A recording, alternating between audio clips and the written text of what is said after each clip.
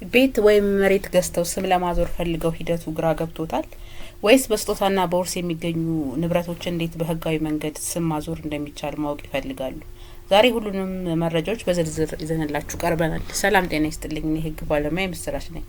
ዛሬ የባለቤትነት ስም ዝውውር የሚደረገው በምን አይነት ምክንያቶች ነው የሚለውን በዝርዝር እናያለን። አንደኛ የባለቤትነት ስም ዝውውር የሚደረገው በሽያጭ ሲሆን ይህ በጣም የተለመደው የዝውውር አይነት ነው። አንድ የንብረት ባለቤት ይዞታውን በስምምነት ለሌላ ሰው በገንዘብ ለውጥ አሳልፎ ሲሰጥ የሚከናወን ነው። አስፈላጊ መረጃዎች ምንድናቸው?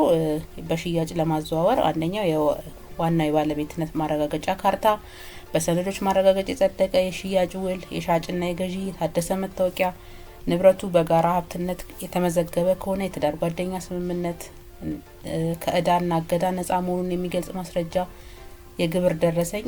እነዚህ ማስረጃዎች በሽያጭ ስናስተላልፍ ያስፈልጋሉ ማለት ነው። ሌላው የይዞታ በውርስ ለማስተላለፍ የይዞታው ባለቤት ሲያርፍ ወይም ሲሞት ንብረቱ ወደ ህጋዊ ወራሾች የሚተላለፍበት ሂደት ነው። ይሄ የሚከናወነው አንደኛ በኑዛዜ ሟች በህይወት እያለ በሰጠው ቃል መሰረት ሲሆን፣ ሁለተኛው በህግ መሰረት ኑዛዜ በሌለበት ሁኔታ የቅርብ የስጋ ዘመዶች በህግ ወራሽነታቸውን ሲረጋገጥ ነው።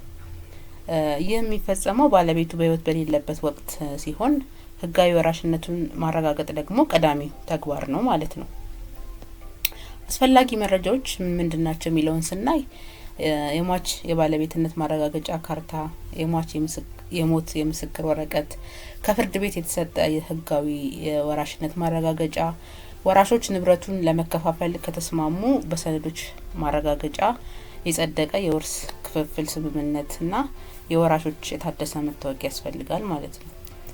ሌላው የስም ዝውውር የሚደረግበት ምክንያት በስጦታ ማለትም አንድ ሰው የነበረውን ይዞታ ለቤተሰብ፣ ለወዳጅ ወይም ለድርጅት ያለምንም ክፍያ በነጻ በስጦታ ሲያስተላልፍ የስም ዝውውር ይደረጋል።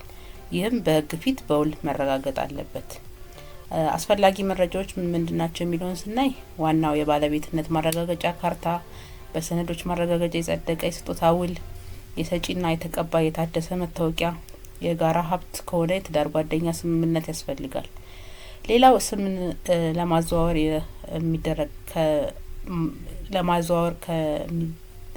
ምክንያት ከሆኑ ጉዳዮች ውስጥ ስናይ በባልና በሚስት የንብረት ክፍፍል ባልና ሚስት በሚፋቱበት ወቅት ወይም በጋራ የነበራቸውን ንብረት ለመከፋፈል በሚስማሙበት ጊዜ ይዞታው በአንዱ ስም ብቻ እንዲሆን ወይም እንዲከፈል ሲወሰን በዚህ ምክንያት ዝውውር ይደረጋል።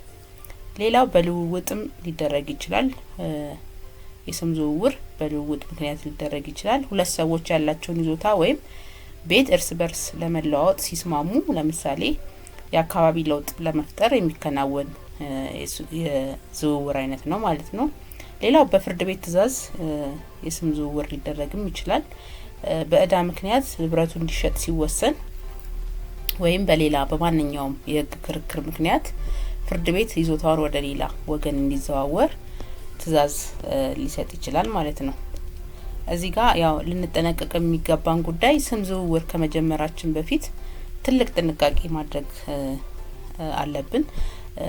ንብረቱ በእዳ የተያዘ ወይም በፍርድ ቤት የታገደ ከሆነ ገንዘባችንን አውጥተን ትልቅ ችግር ውስጥ ልንወድቅ ስለምንችል ሁልጊዜ ወደ ውልና ማስረጃ ከመሄዳችን በፊት ክፍለ ከተማ ድረስ ሄዶ ንብረቱን ነጻ ከተለያዩ ከታክስ አይነቶች እና የተለያዩ የማዘዋወሪያ ክፍያዎች ደግሞ ማን እንደሚከፍልም አስቀድሞ መስማማት አስፈላጊ ነው ማለት ነው። ምክንያቱም እነዚህ ክፍያዎች ከፍተኛ ሊሆኑ ስለሚችሉ ማለት ነው።